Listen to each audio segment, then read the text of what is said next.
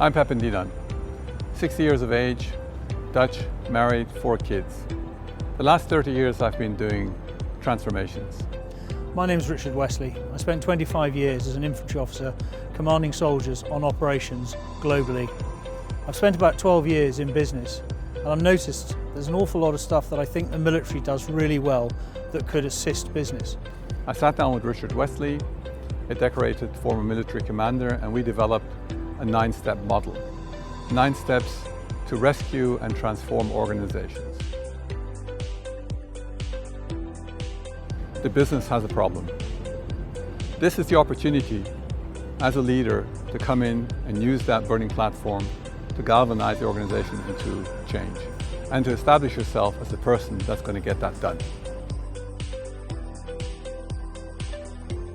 Step 2 is about defining the mission, making sure it's clear in your mind and in your workforce's mind, making sure that it's simple, disseminated quickly and understood by all.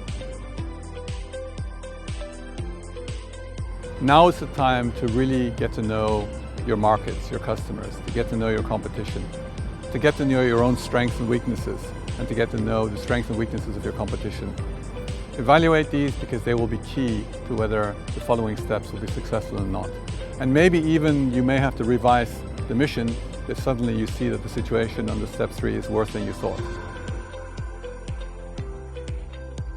Now we're really into the business of relative strengths, your strengths and potential weaknesses, and your competitors' strengths and weaknesses. And the key is to avoid their strengths and focus in on protecting your strengths. Look for weaknesses in the markets and in the competitors and exploit them ruthlessly. Very often in business, this step is not done properly. This is where those that have planned the strategy explain to those that have to execute the strategy what needs to be done, to get honest feedback about how well can it be done. And this is something that's important to get the buy-in of the team who will have to execute and deliver the strategy. Getting the right team around you from the outset is really important. We've got to hire the best people. We've got to develop our up-and-coming stars. What we want to really avoid, though, is going out and getting more people like us.